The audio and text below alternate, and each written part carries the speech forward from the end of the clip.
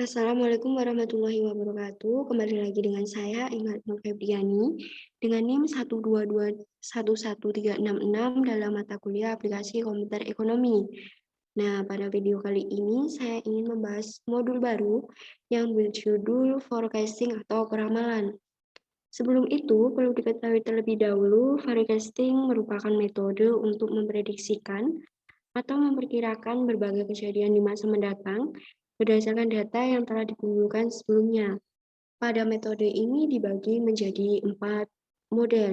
Model yang pertama digunakan data masa lalu secara runtut waktu atau time series, misalnya data penjualan untuk memprediksi masa depan permintaan produk. Kemudian untuk model kedua, untuk situasi di mana satu variabel, misalnya permintaan, adalah fungsi dari satu atau lebih variabel lain, atau variabel bebas yang disebut dengan regresi sederhana atau regresi berganda.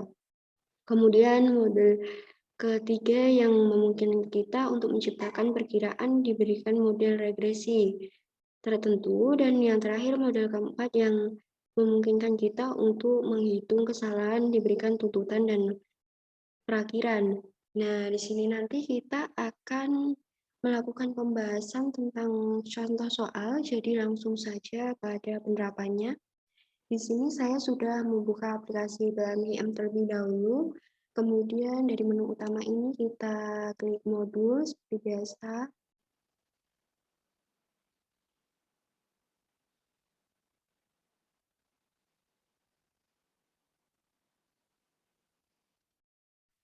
Nah, dari modul ini kita klik forecasting, kemudian di file,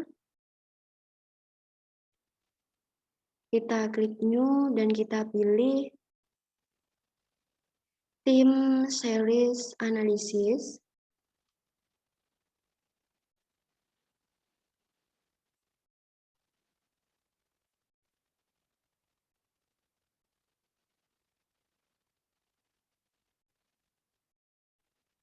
Nah, langsung saja ini untuk titel sendiri kita ganti dengan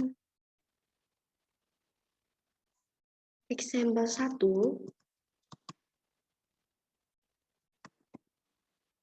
Kemudian number of past period-nya kita ganti 6.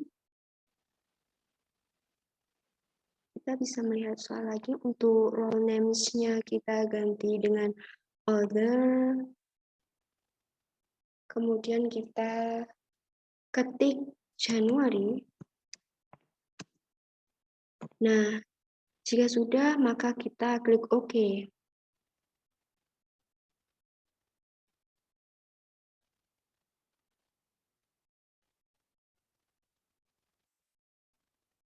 Untuk data ini kita harus sesuaikan dengan yang ada di soal tadi, yaitu ada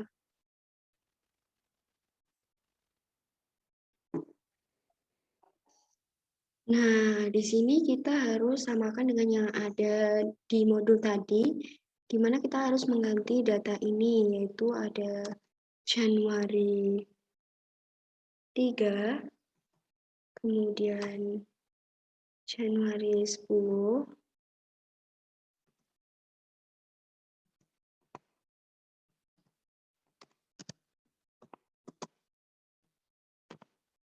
kemudian ada Januari 17,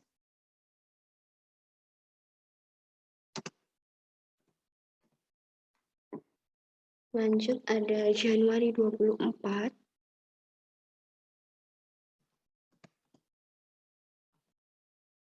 Januari 31, dan yang terakhir yaitu kita ganti dengan Februari.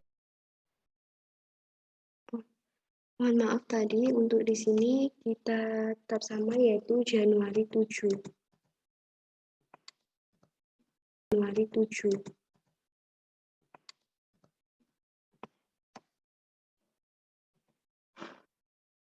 Nah, jika sudah, untuk demand atau yin-nya kita juga ganti, yaitu 100, 120, kemudian 110, 105, 110, dan yang terakhir yaitu 120. Nah, bisa kita lihat untuk contoh soal ini untuk metode yang pertama yaitu yang digunakan adalah Naive method. Dan di sini metode kita sudah menggunakan Naive method, jadi langsung saja pada pemecahannya ya. Kita klik solve.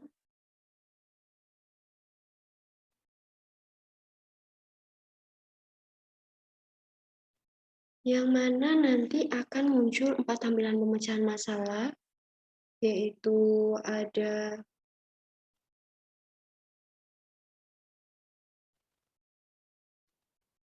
di sini solusinya ada forecasting result, details and error analysis, control tracking signal, dan kemudian yang terakhir yaitu graph atau grafik.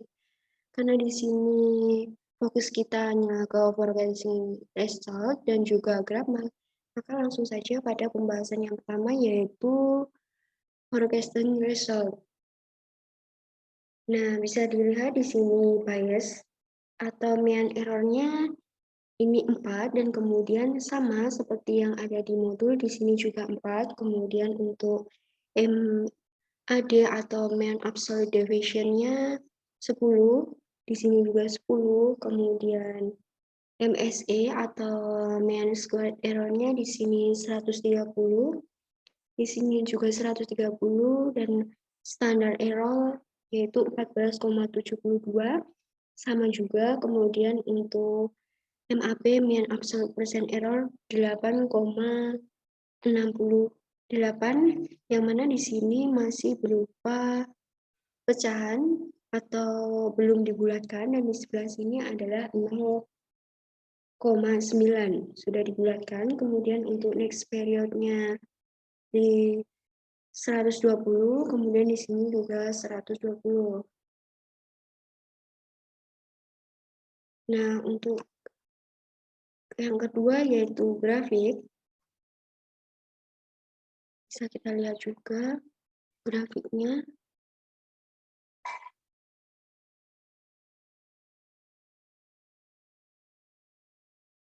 Nah, untuk grafiknya seperti ini.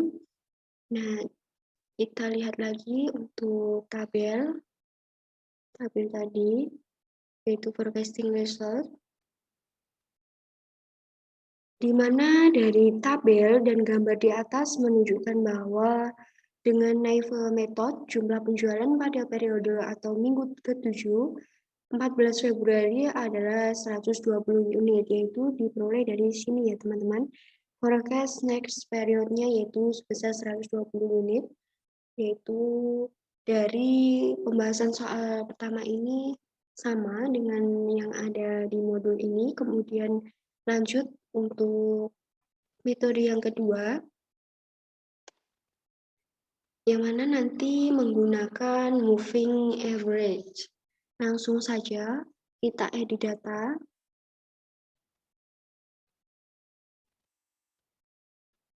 Ini tetap sama, kita menggunakan data sebelumnya.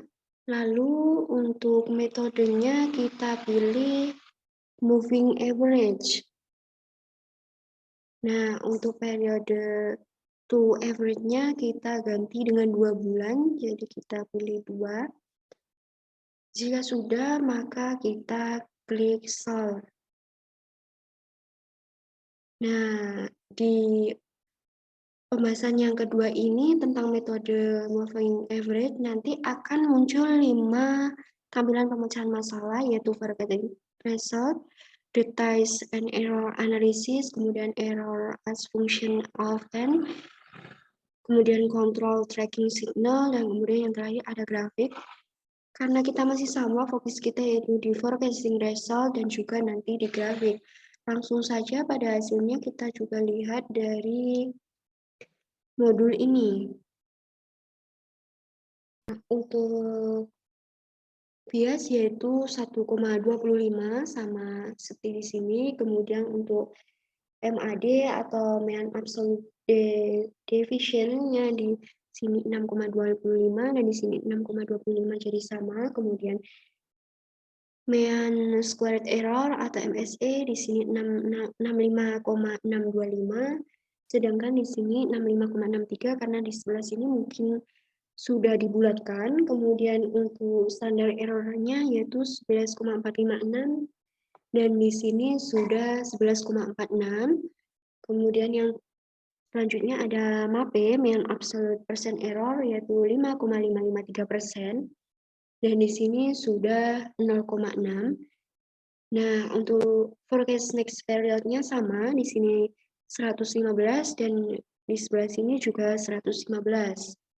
Nah, untuk mungkin di sini belum dibulatkan, dan untuk modulnya di sini angkanya sudah dibulatkan.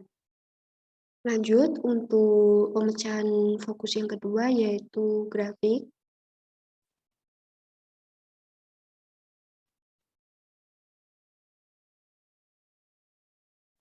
Nah, bisa dilihat untuk grafiknya seperti ini.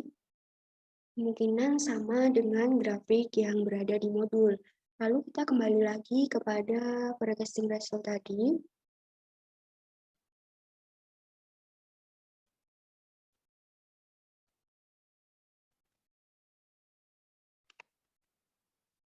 Di mana dari tabel ini dan tabel sebelah sini menunjukkan bahwa dengan moving average method, jumlah penjualan pada periode atau minggu ke-7 14 Februari adalah 115 unit.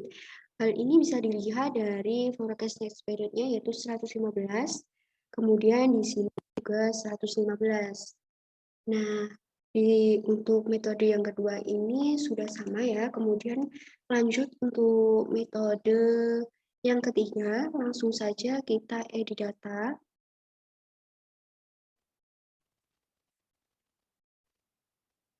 Nah, untuk metodenya ini kita ubah menjadi weighted moving average.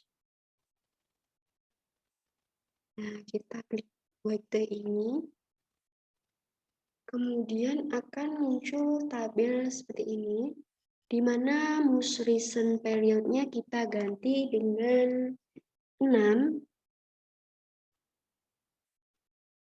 dan untuk ini 0,4. Nah, jika sudah, maka langkah selanjutnya kita klik solve. Bisa dilihat hasilnya seperti ini untuk metode weighted moving average ini ada 4 tampilan pemecahan masalah sama seperti sebelumnya. Langsung saja pada tampilan fokus kita yaitu forecasting result. Nah, untuk bias mean error-nya yaitu 0,156, sedangkan di sini biasnya 1. Kemudian untuk MAD, mean absolute deviation-nya yaitu 7,344, dan di sini 6,5. Kemudian MSE, mean squared error-nya yaitu 59,131, di sini 59,5, dan untuk standar error yaitu di sini sebesar 10,875 dan di sini 10,91 karena mungkin dibulatkan. Dan untuk MAPE, mean absolute percent error-nya yaitu 6,542%, sedangkan di sini 0,6 dengan forecast next period yang saya kerjakan yaitu 119,375, sedangkan di sini 116. Mengapa bisa berbeda? Saya tidak tahu karena ini adalah forecasting peramalan yang mana memungkinkan adanya faktor lain yang bisa mengubah atau mengurangi data. Jadi saya akan membahas sesuai dengan yang saya kerjakan. Langsung saja untuk yang kedua yaitu graf. Bisa dilihat grafiknya. Nah, untuk grafiknya kurang lebih seperti ini. Mungkin sama dengan yang ada di modul atau berbeda karena tadi ada perubahan sedikit pada forecast next period dan untuk data yang lain. Kemudian kita kembali lagi ke tabel sebelumnya.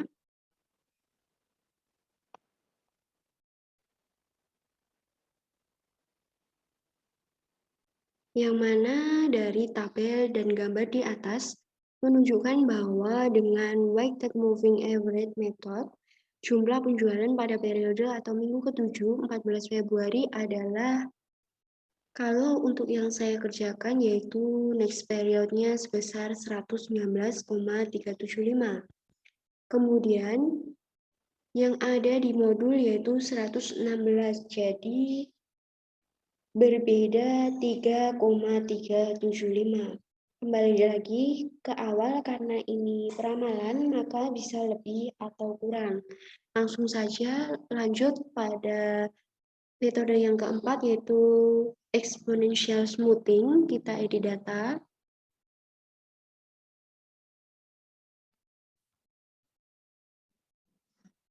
Saja pada metode yang selanjutnya yaitu exponential smoothing. Langsung kita klik edit data.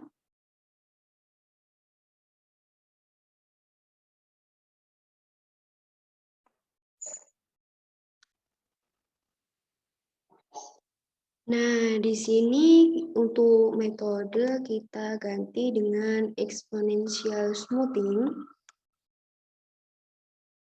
Untuk alpha for smoothingnya yaitu 0,50, kita bisa lihat di modul yaitu 5 atau juga sama yaitu 0,50.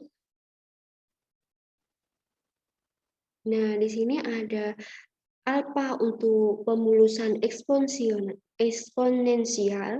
Untuk menggunakan pemulusan eksponensial, nilai untuk smoothing konstan. Alpha harus dimasukkan, jumlah ini adalah antara 0 dan 1.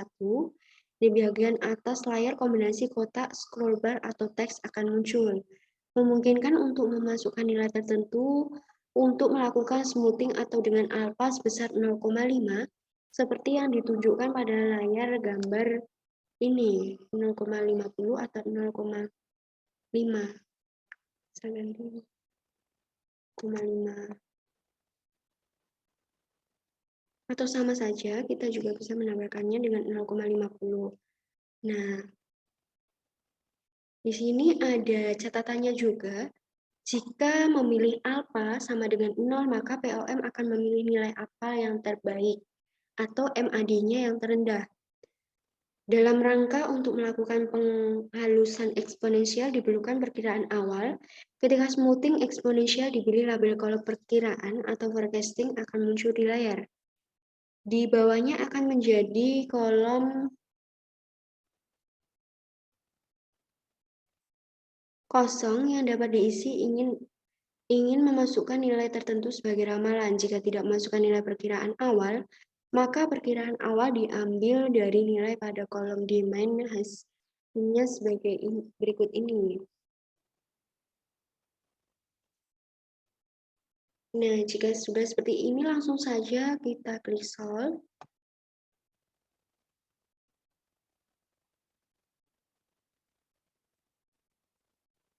Maka hasilnya akan seperti ini. Di sini nanti muncul 5 tampilan pemecahan masalah. Karena kita fokusnya cuma 2, jadi langsung saja untuk tampilan yang pertama yaitu forecasting result, di mana bias di sini yaitu 5,75, dan untuk di modul yaitu 5,75. Kemudian untuk MAD, mean absolute deviation 7,75, di sini juga 7,75. Untuk MSE, mean squared error yaitu 111,563. Nah, dan kemudian di sini dibulatkan hanya 111,56. Standar errornya yaitu 13,636. Di sini 113,64 karena dibulatkan juga. Dan kemudian untuk MAPE atau mean absolute percent errornya yaitu 6,615%, sedangkan di sini MAPE-nya sudah dibulatkan yaitu 0,07, dan untuk forecast next period-nya yaitu sebesar 114,375. 375 dan di sini dibulatkan sebesar 114,38. Nah, jika sudah langsung saja pada grafiknya. Nah, untuk grafiknya dilihat dulu di modul seperti ini, mungkin sama dengan yang saya kerjakan, yaitu grafiknya seperti ini. Nah, kembali lagi pada tabel tadi. Kita lanjut. Lihat dari tabel dan gambar di atas, menunjukkan bahwa dengan exponential smoothing method, jumlah penjualan pada periode atau minggu ke-7, 14 Februari adalah sebesar 114,38 unit atau berasal dari 114,3075 unit yang sudah dibulatkan. Nah, langsung pada metode selanjutnya,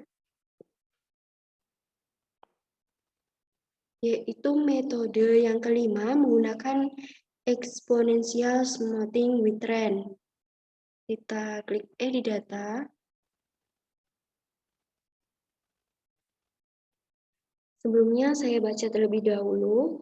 Pada kolom metode pilih exponential smoothing, metode exponential smoothing dengan tren memerlukan dua konstantan smoothing, yaitu konstanta smoothing, beta, dan tren yang ditambahkan ke dalam model. Beta untuk exponential smoothing dalam rangka untuk melakukan exponential smoothing dengan tren. Konstanta smoothing harus diberikan selain apa? Jika beta adalah 0, exponential smoothing tunggal akan dilakukan. Jika beta positif, pemulusan eksponensial dengan tren dilakukan seperti yang ditunjukkan. Nah, kita bisa lihat dulu di modul.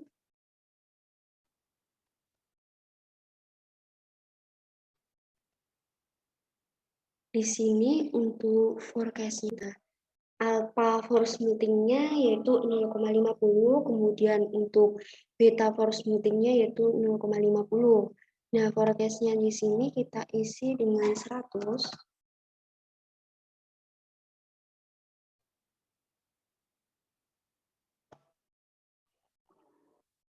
Jika sudah, selanjutnya kita klik pemecahan masalah yaitu solve.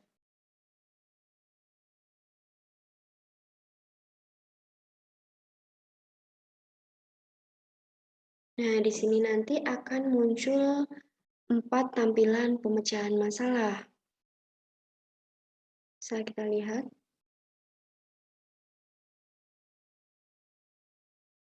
Bisa kita lihat dari data ini ya teman-teman. Dilihat dari untuk forecasting result-nya yaitu untuk bias 4,125, sedangkan untuk di modul ini yaitu 1,81. Terjadi perbedaan karena saya tidak tahu, mungkin karena ini peramalan, jadi peramalan bisa berubah atau sesuai dengan adanya faktor lain.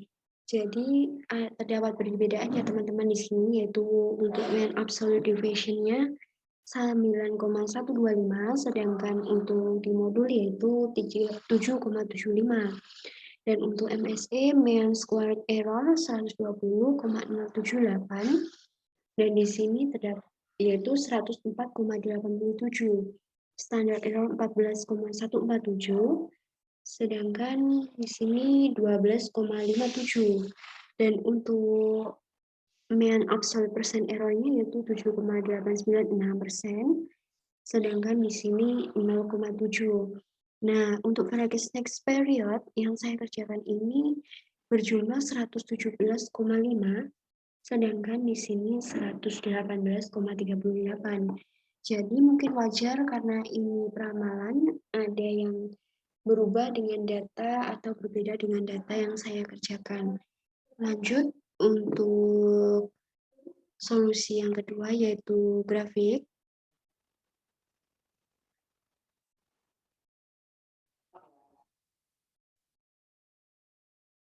Dan ini untuk grafik yang saya kerjakan. Mungkin ada sedikit perbedaan yang mana tadi harusnya garis ini itu garis biru atau forecast-nya itu sejajar atau saling terkait dengan data, sedangkan yang saya kerjakan ini di mana garis biru dimulai tidak sejajar dengan data atau berbeda atau berjangka di sebelah sini. Kemudian kita lihat lagi pada tabel tadi.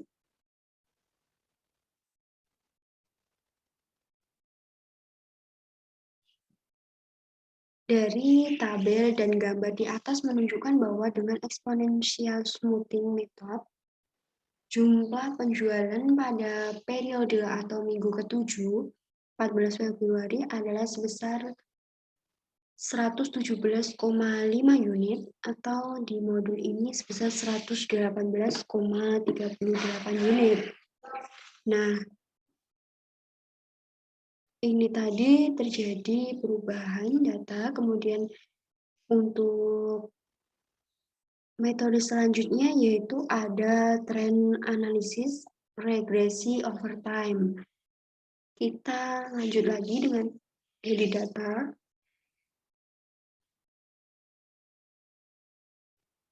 Kemudian kita pilih metode di sebelah sini, kita ganti dengan trend analisis.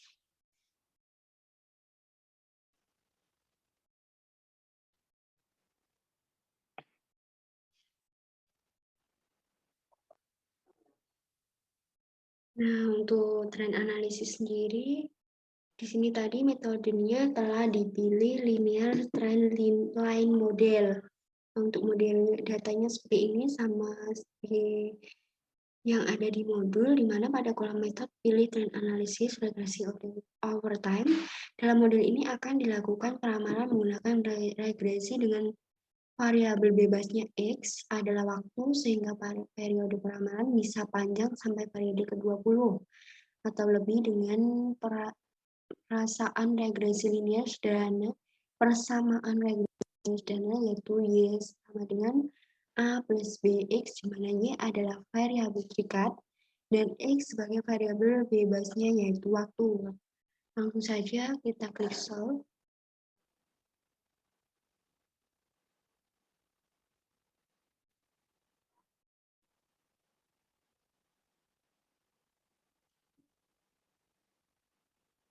Maka akan diperoleh seperti ini. Sama ya, seperti yang ada di modul.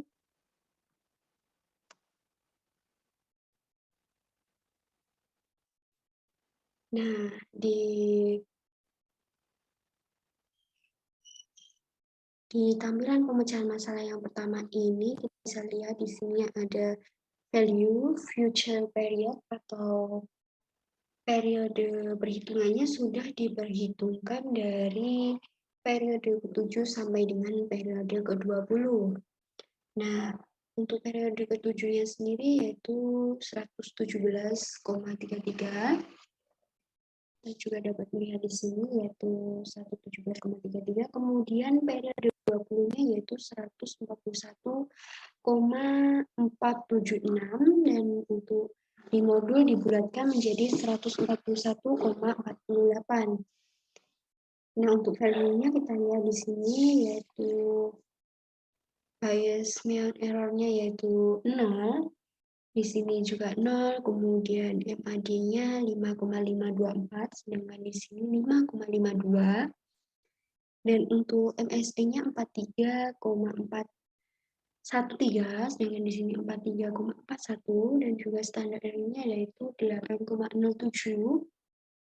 Di sini dibulatkan menjadi tidak, tetap sama yaitu 8,07. Kemudian untuk MAPE mean absolute percent error-nya yaitu 4,956 dan untuk di sini telah dibulatkan menjadi 0,05. Nah, untuk correlation coefficient-nya yaitu 437 dibulatkan menjadi 43 dan coefficient of determination-nya yaitu 19. Di sini 188 telah dibulatkan ya. Lanjut kita lihat untuk grafiknya. Kita lihat grafik modul dulu. Mungkin sama ya, hanya kalau modul itu dibulatkan, sedangkan kalau yang dikerjakan di sini masih dalam bentuk tidak dibulatkan. Langsung saja kita lihat grafiknya. Lanjut, kita kembali lagi ke tabel forecasting result-nya.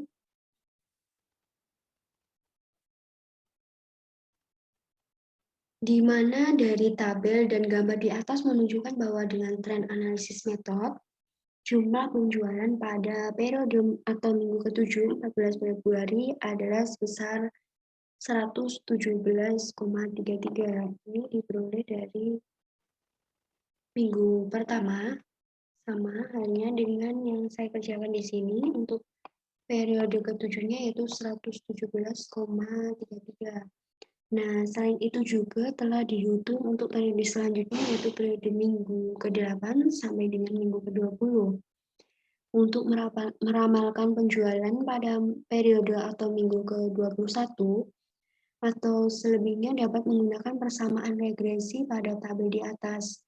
Y sama dengan 104,33 ditambah 1,86. Bisa dilihat dari ini, di sebelah sini, yaitu 104,33 ditambah 1,857 yang kemudian dibulatkan menjadi 1,86.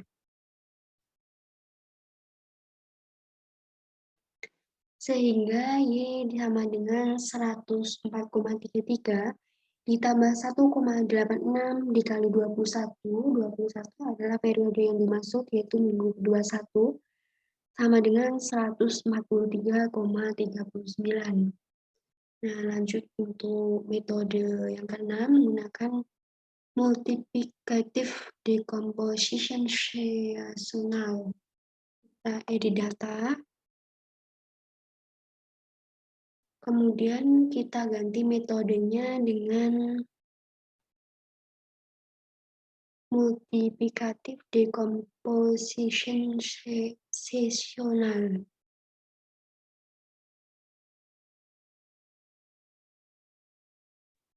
Nah, untuk harus dimasukkan jumlah musimnya, bisa 4 musim, 12 bulan, atau 5 atau 7.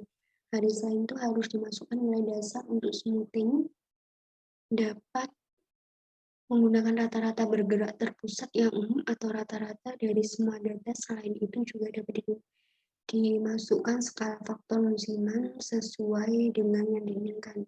Langsung saja pada langkah penyelesaian masalah. Untuk sisinya ini kita ganti dengan 4. Jika sudah, kita klik start.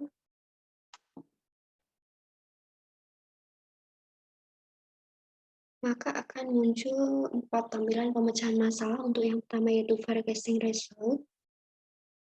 Bisa kita lihat di sini, itu sama tabelnya ada value, kemudian ada future period dari periode ke-7 sampai 20, kemudian unadjusted forecast, kemudian ada seasonal factor, kemudian ada adjusted forecast. Nah, untuk bisa kita lihat di sini ya. Pada kolom unadjusted forecast, perkiraan yang tidak disesuaikan merupakan perkiraan yang menggunakan garis tren yang dapat dilihat pada gambar. Sedangkan pada kolom adjusted forecast, perkiraan disesuaikan mengambil perkiraan dari trend line dan kemudian dikalikan dengan faktor musiman yang sesuai. Kesalahan dalam estimasi peramalan didasarkan pada data penyesuaian dengan data aslinya. Tabel berikut berisi ringkasan perkiraan untuk beberapa periode mendatang. Nah, untuk datanya seperti ini ya. Mungkin ada perubahan, ada yang sedikit berbeda dengan yang saya kerjakan karena mungkin faktor forecasting-nya, kemudian Kita lanjutkan saja untuk tabel grafiknya.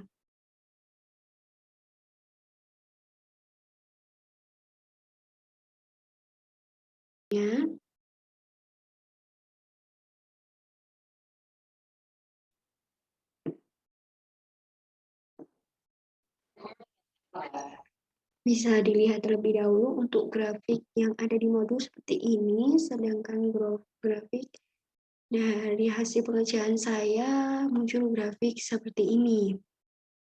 Lanjut lagi, kita akan membuka pada tabel tadi,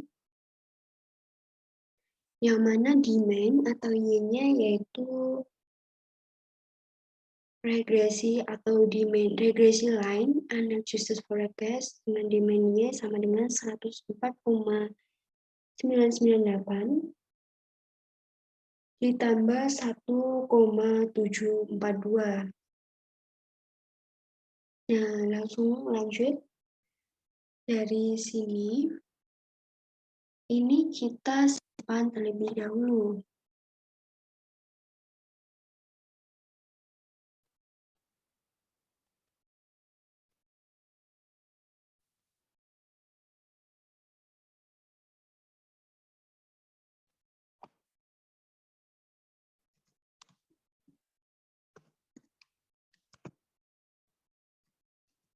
Satu, kita share. Kemudian untuk metode yang terakhir ini, kita ulang kembali, yaitu dengan klik modul, kemudian kita klik forecasting,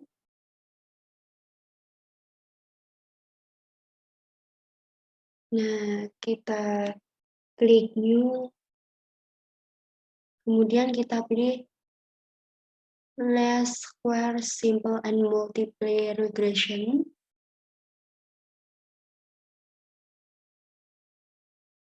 Yang mana akan muncul tampilan baru seperti ini. Nah, untuk titel kita ganti dengan regresi. Kemudian number of observation kita ganti dengan 10.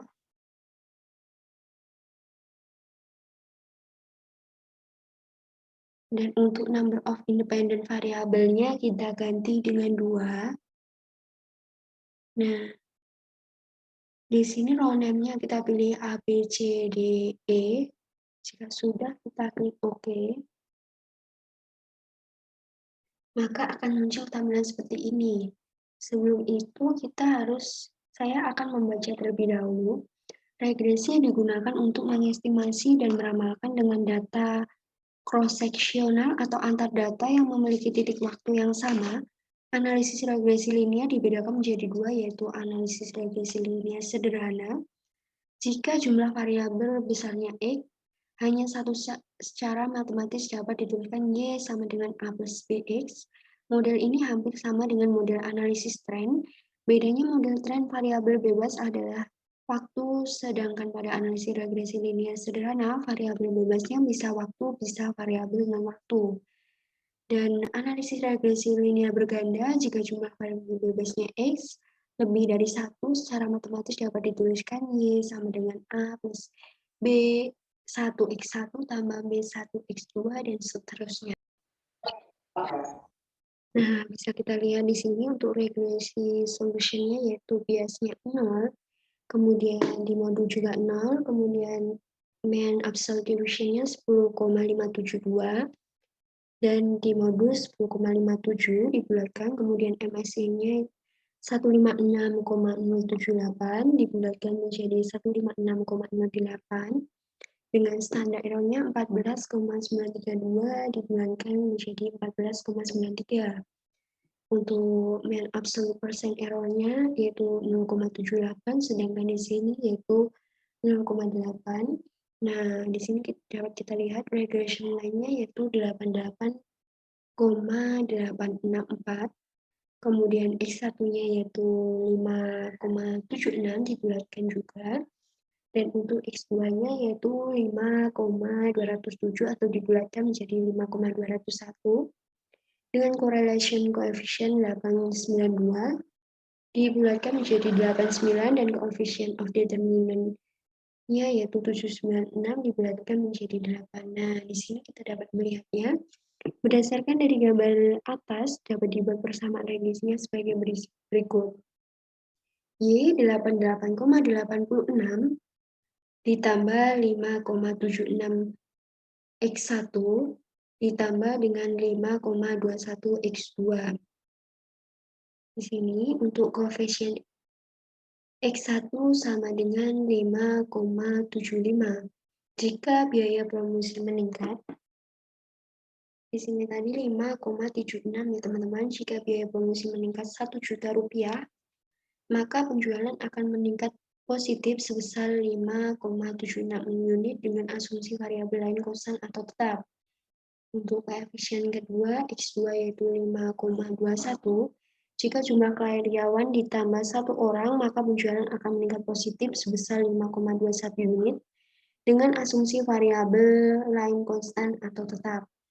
Konstanta 88,86, rata-rata penjualan HP sebesar 88,86 unit jika variabel biaya promosi dan jumlah karyawan tetap. Nilai koefisien determinasi R2 sebesar 0,8.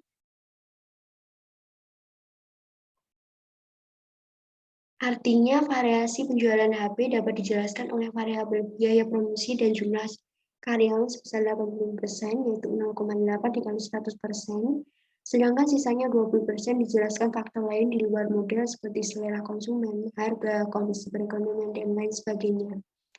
Dari persamaan regresi di atas juga dapat diramalkan jika biaya promosi meningkat menjadi 12 juta dan jumlah karyawan tetap, maka Y sama dengan 88,86 ditambah 5,76 X1. Ini dikalikan 12 karena promosi meningkat menjadi 12 juta, ditambah 5,21 X2 dikali 1. Y sama dengan 88,86 ditambah 69,12 ditambah 5,21 sama dengan 163,19. Jika biaya promosi meningkat menjadi 12 juta dan jumlah karyawan tetap, maka jumlah penjualan menjadi sebesar 163,19. Nah, jika sudah, kita save. Itu novel regresi 1. Sekian video kali ini, kurang lebihnya mohon maaf. Terima kasih sudah menonton, tunggu video selanjutnya ya. Wassalamualaikum warahmatullahi wabarakatuh.